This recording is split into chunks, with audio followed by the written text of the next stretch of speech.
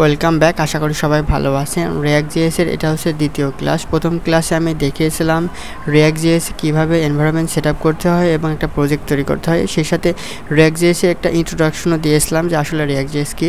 তো যাই হোক, এই ভিডিওতে আমি আপনাদের দেখাবো রিয়াক্ট জেএস প্রজেক্টের মধ্যে HTML এবং CSS ফাইল কোথায় থাকে এবং কিভাবে কাজ করে।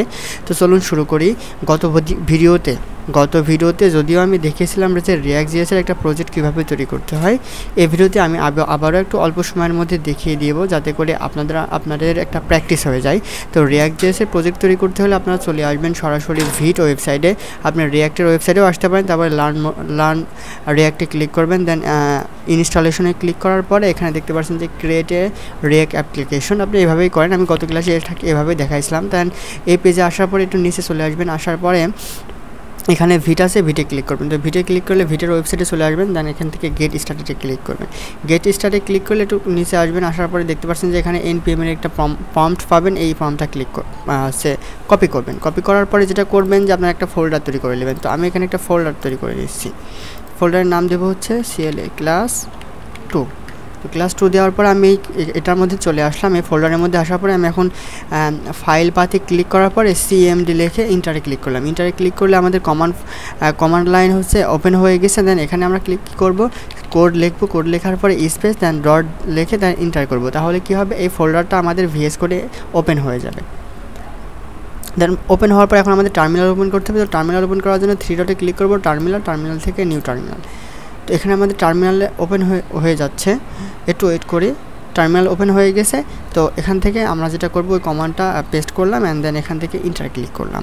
ইন্টারে ক্লিক করার পরে আমরা একটু ওয়েট করার পর এখানে দেখতে পাচ্ছেন যে আমাদের প্রজেক্টের নাম দিতে বলছে। যেহেতু আমরা প্রজেক্টের নাম অলরেডি দিয়ে দিয়েছি ক্লাস 1, তাহলে আমরা যেটা করব ডট অ্যান্ড দেন স্ল্যাশ দেবো, দেন ইন্টারে দেবো। তাহলে আমাদের প্রজেক্টের নামটা ইগনোর করবে, মানে যে ফোল্ডারের মধ্যে ঢুকেছি সেই ফোল্ডারটা একটা প্রজেক্ট হয়ে গেছে। দেন এখন যেটা করবো, আমরা আছে রিয়াক্ট সিলেক্ট করবো। রিয়াক্ট সিলেক্ট করার পর ইন্টার, দেন এখন আমরা জাভাস্ক্রিপ্ট সিলেক্ট করবো। জাভাস্ক্রিপ্ট সিলেক্ট করার পর ইন্টার দিয়েছি।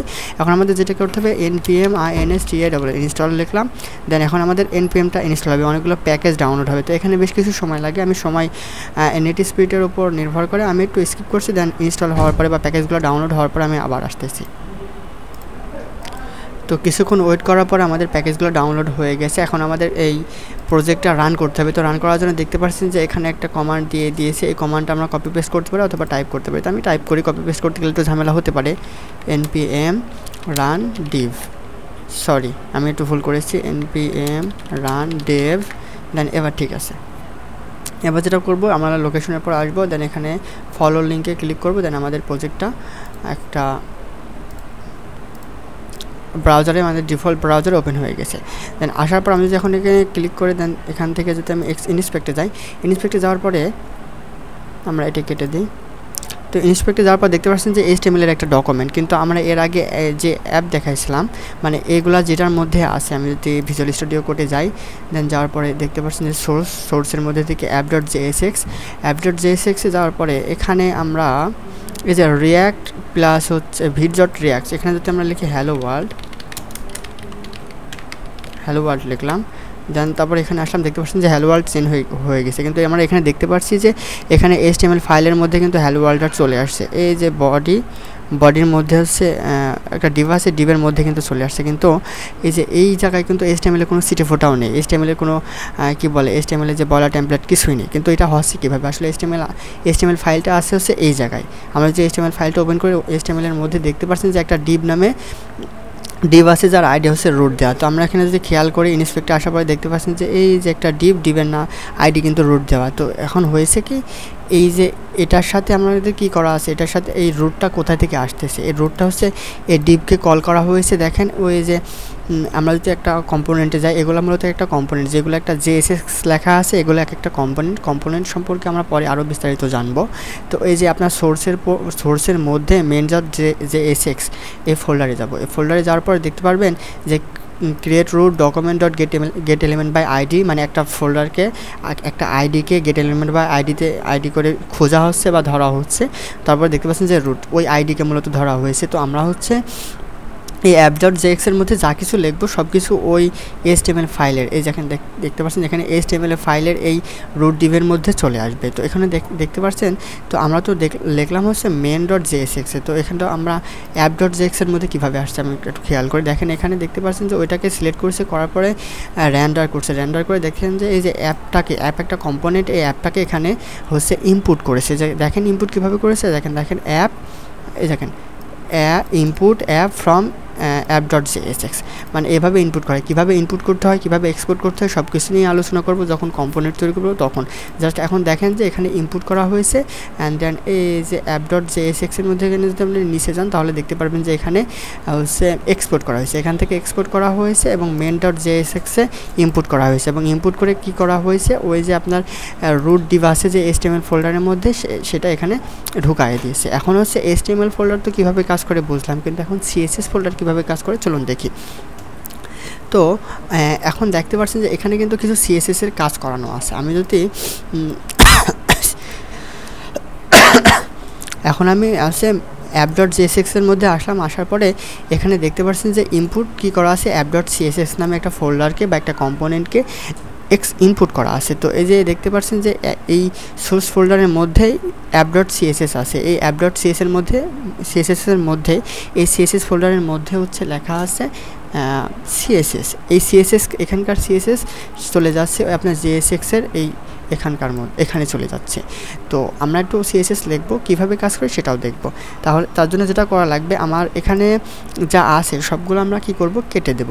অথবা একটা কাজ করতে পারি, আমরা কাটবো না, আমরা যখন কাটতে পারি সমস্যা নাই। আমরা কি করব, আমরা এখান থেকে ওর মধ্যে যেগুলো আছে সবই কেটে দেব। কেটে দেওয়ার পরে এখন যদি আমরা এখানে আসি, সেভ করেছি আমি অবশ্যই, এখানে কিছুই নাই, ব্ল্যাঙ্ক দেখাচ্ছে। তাহলে আমরা এখানে কি করব, একটা S1 ট্যাগ দিলাম, দেন হ্যালো, দেন WRLD ওয়ার্ল্ড লিখলাম, সেভ দিয়েছি, এখন রিলোড দিয়েছি। দেখতে পাচ্ছেন যে এখানে মিডল পয়েন্টে আসছে। তো আমরা প্রথমে HTML লিখলে কোনো যদি CSS ব্যবহার না করি তাহলে কিন্তু মিডল পয়েন্টে আসে না। এখানে মিডল পয়েন্টে আসার কারণ হচ্ছে আমাদের হচ্ছে index.css আর main.csx এর মধ্যে যে CSS দুটা ফোল্ডারে যে CSS লেখা আছে সেটা কিন্তু main.jsx এর মধ্যে আসছে। দেখতে পাচ্ছেন যে এখানে অলরেডি আমরা ওইগুলো রিমুভ করার কারণে এখানে দুইটা ইনপুট করা ছিল, সেই দুইটা কালার একটু ডিফারেন্ট হয়ে গেছে কারণ আমরা এই দুটাই ব্যবহার করছি না। তো আমরা যদি এই দুটো কেটে দিই তাহলে এটা সরে যাবে। তো আমরা হচ্ছে কী করবো, app.css এর মধ্যে আসবো। app.css এর মধ্যে আসলে এখানে অনেকগুলো CSS লেখা আছে। আমরা যেটা করব, আমরা এইগুলো কেটে দিলাম। কেটে দেওয়ার পরে আমরা যদি এখানে এসে দেখতে পাচ্ছেন যে এটা এই পাশে চলে আসে, কিন্তু তারপরে সম্পূর্ণ কিন্তু CSS যায়নি। তো সম্পূর্ণ CSS যাওয়ার জন্য আমাদের index.css এর মধ্যে কিছু লেখা আছে, এগুলো আমরা কেটে দেবো। কেটে দেওয়ার পরে যদি আমরা এবার এখানে আসি, দেখতে পাচ্ছেন যে একদম সম্পূর্ণ CSS চলে গেছে। এবার যেটা করব কি, আমরা app.jsx এর মধ্যে আসবো। app.jsx এটা হচ্ছে একটা কম্পোনেন্টের সম্পর্কে একটু বিস্তারিত আলোচনা করা হবে, আলাদা ভিডিও করা হবে। আপনারা কম্পোনেন্ট নিয়ে বেশি টেনশন করবেন না। তো দেখতে পাচ্ছেন যে এখন যেটা করব আমরা, এটাও আমাদের কোনো কাজ না, এটা আমরা কেটে দিয়েছি। তো এখন যেটা করব, আমাদের যেহেতু আলাদা CSS ফোল্ডার, তো CSS ফোল্ডার HTML কম্পোনেন্টকে কল করার জন্য আমাদের আইডি অথবা ক্লাস ব্যবহার করতে হয়। তাহলে আমরা S1কে একটা ক্লাস দিতে পারি। তো এখানে JSX এর মধ্যে ক্লাস দেওয়া কিন্তু একটু ডিফারেন্ট। HTML ফোল্ডারে HTML যখন আমরা শিখেছি তখন আমরা ক্লাস HTML এর মধ্যে একরকমভাবে ক্লাস দিতাম, এখানে একটু আলাদা ডিফারেন্ট ক্লাস দিতে হবে। তো কীভাবে চলুন দেখি। তো এখানে ক্লাস দেওয়ার জন্য যেটা করতে হবে, লিখতে হবে ক্লাস, দেন তারপরে বড় হাতের N বা ক্যাপিটাল লেটারে N, দেন NAME, দেন ইকুয়াল, দেন হচ্ছে কোটেশন, ডবল কোটেশন অথবা সিঙ্গেল কোটেশন। দেন এখানে আমরা বলবো হ্যালো। তো আমরা ক্লাসের নাম দিলাম হ্যালো। এবার আমরা চলে যাবো app.css এর মধ্যে, যেহেতু এখানে app.css এ ইনপুট করা আছে। তাহলে app.css এর মধ্যে আসার পরে CSS ফোল্ডারের মধ্যে আমরা যেভাবে লিখতাম এখানেও ঠিক সেইভাবে লিখতে হবে। তো আমরা ডট দিলাম, দেন এখানে বললাম হ্যালো, দেন এখানে ব্র্যাকেট দিলাম। CSS ফোল্ডারের মধ্যে আমরা যে ব্র্যাকেটটা ব্যবহার করতাম এখানে ঠিক সেই ব্র্যাকেট ব্যবহার করছি। দেন এখানে বলবো COLOR কালার RED রেড। তো জাস্ট CSS লিখতেছি, দেখতে পাচ্ছি যে এখানে কালার রেড হয়ে গেছে। আমরা যদি এখানে লিখি ফন্ট সাইজ, দেন আমরা 50 পিক্সেল দিলাম, দেন ফন্ট ওয়েট লিখবো WEIGHT ওয়েট BOLD বোল্ড, দেন সেভ দিয়েছি। দেখতে পাচ্ছেন যে সব কিছু CSS কাজ করতে, আমি যদি এখানে বলি যে